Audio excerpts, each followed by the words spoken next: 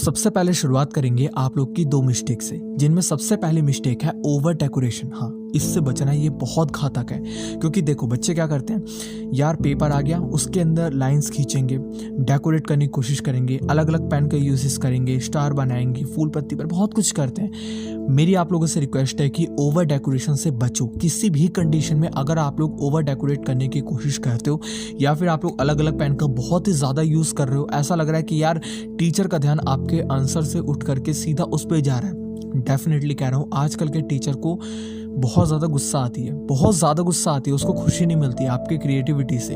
अगर आपको क्रिएटिविटी दिखानी है तो आप कहीं और बैठ करके यूट्यूब पे चैनल बना करके दिखाओ, लेकिन प्लीज़ मेरी रिक्वेस्ट है कि पेपर के अंदर बिल्कुल भी ओवर डेकोरेट करने की कोशिश मत करना, क्योंकि मैंने टीचर को देख रखा है ओवर डेकोरेशन के लिए मार्क्स एक्स्ट्रा की जगह बहुत हद तक काट लेते हैं, ठीक है।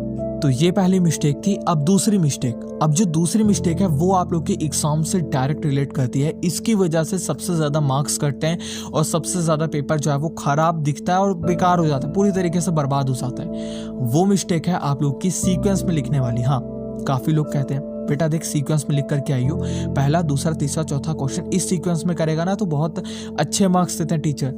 मैं बोल रहा हूँ आपको ऐसा मत करना, नहीं तो बताऊँ क्या होता है, पहला क्वेश्चन नहीं आता, छोड़ दी लाइन, आंसर 1 लिखा हुआ है, लाइन छोड़ी हुई है, दूसरा नहीं आता, छोड़ी हुई लाइन, तीसरा नहीं आता, छोड़ी हुई लाइन, सारा छोड़ा तुम करते हो। प्लीज ऐसे मत करना। जो क्वेश्चन तुम्हें आता है उसका कोई भी सीक्वेंस हो, जैसे 21 क्वेश्चन पहले कर लिया, उसके बाद 19 आ रहा 19 लिख दिया, उसके बाद 5वां आ गया तो 5वां, फिर उसके बाद 18 याद आ गया तो 18, इस भी सीक्वेंस में तुम करते हो ना तो भी तुम्हें फुल मार्क्स मिलते हैं और बहुत अच्छा दिखता है। कैसे? तुम्हें सारे क्वेश्चन जो आते हैं उनकी स्टार्टिंग कर रहे हो, तुम सारी स्टार्टिंग कर रहे हो, ठीक है, सारे क्वेश्चन तुम्हें आ रहे हैं, भरा भरा सा है, फर्स्ट सेकंड थर्ड फोर्थ जो तुम्हारा पेज है वो सब भरा भरा सा है। टीचर सोचेगा भाई बहुत नॉलेजफुल बच्चा। हाँ, बेशक उसने स्टार्टिंग कहीं से भी करी हो, क्योंकि उनको मार्क्स जो है, आंसर जो है वो रट जाते हैं। अब जो चौथी टिप है वो आप लोग की काफी ज्यादा मैटर करते हैं एग्जाम के टाइम पे, क्योंकि इसको लेकर के बच्चे सबसे ज्यादा मार्क्स कटवा के आते हैं और डेफिनेटली कटवा के आते हैं। बचपन से सिखाया गया भाई, क्वेश्चन अगर दिया गया है ना तो उसको पॉइंट्स में लिख करके आओ।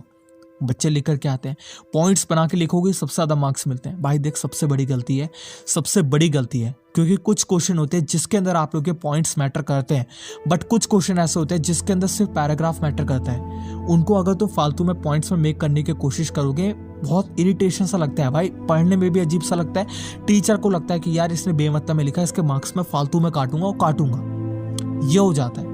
तो इसलिए कह रहा हूँ इनको पहचानने के लिए, हाँ बेसिकली दिक्कत आती है पहचानने में कि कैसे पहचानने की पॉइंट्स वाला है या फिर पैराग्राफ वाला है। सैम्पल पेपर को सॉल्व करो, जितने ज़्यादा सैम्पल पेपर तुम सॉल्व करोगे उतने ज़्यादा तुम्हें पता चलेगा कि कौन से क्वेश्चन को मेरे को पैराग्राफ में लिखना है, कौन से क्वेश्चन को मुझे जो है वो पॉइंट्स में लिखना है, कौन से क्वेश्चन में मेरा जो है यहाँ पे सबसे ज़्यादा मार्क्स मिलते हैं, किस तरीके से सब चीज़ समझ जाओगे सैम्पल पेपर को सॉल्व करने से।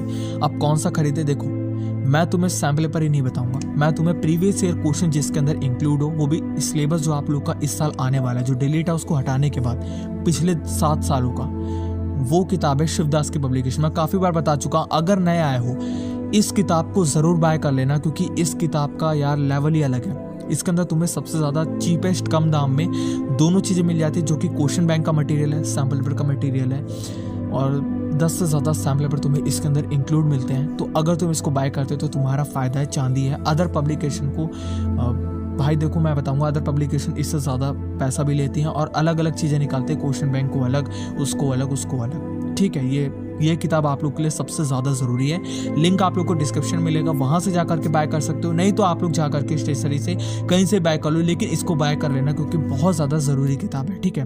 अब जो आपका तीसरा पॉइंट है वो आप लोग की मिस्टेक नहीं है, वो आप लोग के टीचर की मिस्टेक है, लेकिन इसके अंदर घाटा तो आप लोग का होता है। इसलिए इससे बचने के लिए तुम लोग को क्या करना है वो बताऊंगा।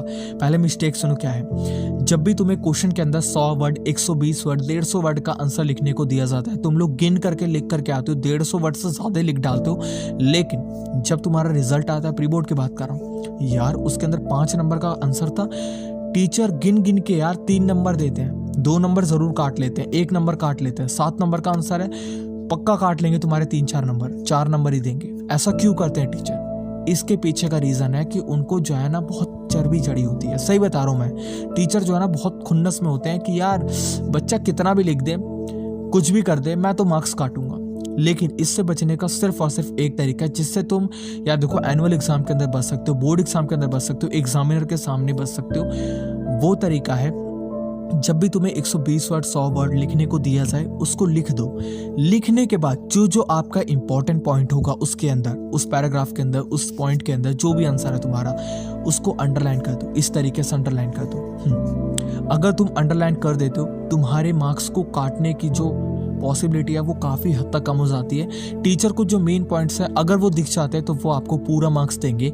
हाँ, ये चीज़ें जो है वो आपको लेटर में, पैराग्राफ में दिक्कत दे सकती है क्योंकि उसके अंदर पॉइंट करने वाला ज़्यादातर कोई चीज़ होती नहीं है, उसको पूरा देखना पड़ता है। बट अगर आप लोगों के आंसर हैं, जैसे आंसर लिखने को दिया जाता है इंग्लिश और हिंदी के अंदर, SST के अंदर दिया जाता है, वहाँ पर तुम इस चीज़ का यूज़ कर सकते हो। अकाउंट्स में बहुत सारे सब्जेक्ट है तुम्हारे, वहाँ पर तुम इन चीज़ों को जो है वो यूज़ कर सकते हो। अब जो आप लोग का आखिरी पॉइंट है जो कि आप लोग का 5th पॉइंट, वो है आप लोग का न्यूमेरिकल वाले। अब देखो मैथ और फिजिक्स की बात तो होनी चाहिए क्योंकि उसके अंदर आप लोग के न्यूमेरिकल वाले क्वेश्चन होते हैं।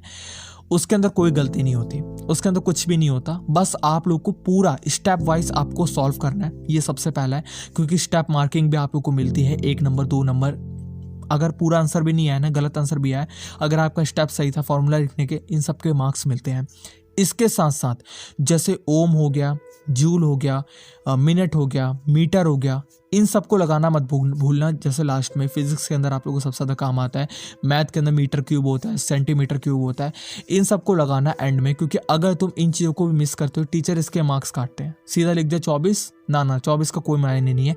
सेंटीमीटर क्यूब लगाना ज़रूरी है इसके अंदर, अगर जो भी आप लोग का मैटर करता है, ठीक है।